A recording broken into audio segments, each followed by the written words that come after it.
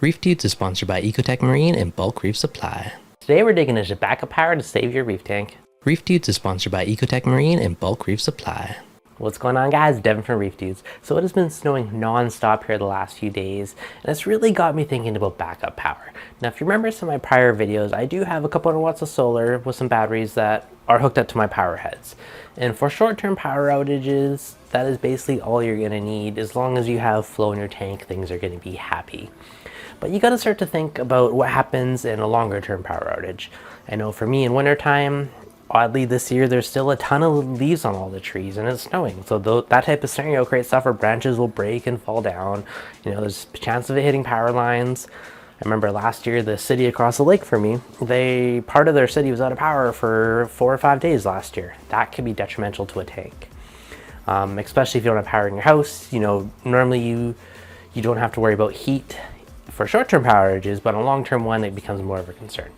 I was helping a guy on one of the forums last night who was asking about backup power for his tank. He wanted to use one of those little power stations, and he wanted to run, you know, his power head, his return pump, and his heater. Now, the thing that you need to consider with that is everything you plug in is going to reduce your runtime. And heaters are one of the biggest draws in the whole tank. When I was looking at my tank, my power consumption basically doubled when the heaters clicked on. So it's going to greatly reduce your time of flow. So you really got to be mindful of what you're actually powering off a battery backup. Now, those power stations like the Jackeries and stuff, they're great to plug a power head into. They're great to charge your phone. Like, they're great all around for those type of scenarios. If you want to build your own, you could get, you know, batteries and get a power inverter and power whatever you want off it. Now, again, the runtime is going to come into play of what you're running off of it and how many watts you're drawing and how many amp hours or watt hours your battery has. Now, I've been digging for a while now, figuring out what kind of inverter, how many watts I need to cover both of my tanks in event of a longer power outage. And if you go inside of Fusion, if you go into the little lightning bolt at the top, you can go in and you can see the power monitoring, you can see what your peak draw is. Now, both my tanks are actually pretty dang close in power, and their peak is around 750 to 800. Now, a regular wall outlet can provide about a max of about 1500 watts. So the two of these are just over what the max of one single outlet or kind of a standard inverter would be. I've been watching for a pure sine wave one to go on sale for ages, and they finally did. And I was debating which one to get. The 1500 watt one for the 150 bucks less, whatever it was on sale, but it would not quite be enough for both tanks. So I decided to go with a 3000 watt one. So this is a big beast. It's a pretty big one. I did decide to go for a pure sine wave. They mimic the grid more accurately with a wave instead of a modified sine wave, and they're a lot nicer on a lot of your more sensitive equipment. So if you have a nice big battery bank, I mean, something like a pure sine wave inverter is going to be your best friend. You got a couple different outlets. I can run each tank off an outlet, or there's a wired option here if I want to wire something in. So that is one potential option. Now, if you're living in an apartment, a condo, somewhere that you can't run a generator, batteries are really your best option. That's really the only option you have there. Now, if you have a house, you have the space, a generator is probably going to be your cheaper, better all-around option overall. Now, the big consideration here too with batteries versus that, batteries are not cheap. They're definitely coming down in price. I've been watching the lithium iron phosphate ones for a while, and I was looking on Amazon, at least in Canadian dollars. About a year ago, a 400 amp hour 12 volt one was about $2,000, 2,200 bucks. Now it's about 1,500, so it's getting way cheaper. And I was debating going that route with this inverter. However, I just found Costco had a tri-fuel generator on sale for 1,100 bucks, which was way cheaper than the battery. So that's kind of the route I'm going for now. I still am going to do a battery backup for future because I do like that option as my main one. And if there's an extended outage that's lasting a couple days, then you can fire up the Jenny, you know, power your fridge, your house, your tanks, everything, which is pretty sweet.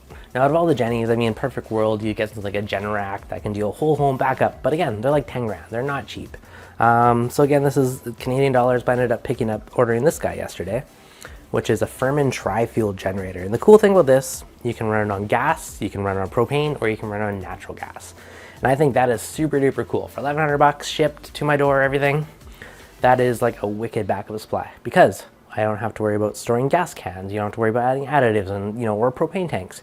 Natural gas, I can plug the barbecue, plug in the generator, boom, unlimited fuel. So I think that's like a really cool way to go. So the next bit of the journey is going to be getting an electrician, getting it fed back in through the house. So you can either do that through a manual transfer switch, or you could hook it up to specific circuits. But the biggest thing is you got to make sure that you are disconnecting your house from the grid when you do this, because you don't want to backfeed the grid. That would be bad. So a few different kind of considerations here. And now I'm going to guess majority of people are going to go the battery route. You know, if you don't own the place, or if you're, you know, in condos, you're in apartments, you can't really have a big loud Jenny outside. So battery backups is the way to go, but just keep in mind, pay a lot of attention to what you're running off of it. Again, you put a heater on there, you're going to suck your batteries way quicker. You know, you're probably going to get, you know, an eighth of the life out of them versus if you're just running, you know, your return pump or your power head. But short-term power outages, hands down, the most important thing is flow. I do want to stress that a lot. Having a power head on a battery backup is hands down the best thing you can do to save your tank. Now, if your summer really hot or really cold, that's another consideration, right? Maybe you need to look at insulating your tank. You know, even on the top, maybe put a chunk of insulation foam or something on there just to slow down the heat escape. So other couple of considerations. If you do have an inverter, like I know at my house, for instance, it's a natural gas furnace. So I don't necessarily need heat for the furnace, but I don't necessarily need power for the natural gas, but I do need power for the blower fan to actually keep the house warm, right? So that inverter could power my furnace, keep my house warm, keeps me warm, my family warm, and my tank warmer.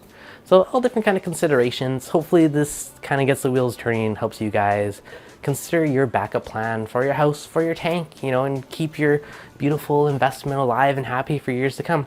All right, guys, if you've got any tips at all, let me know in the comments below. If you have any solutions you've implemented of your own, I'm really curious to hear what it is. I'm starting this journey and expanding beyond just the backups of the power grids to kind of the next level, and kind of excited for it and want to, you know, keep my tanks and my family happy for the long run. So hopefully you guys enjoyed it. As always, if you did, hit that like button. If you're new, make sure to subscribe. If you've got any tips of your own, let us know in the comments below.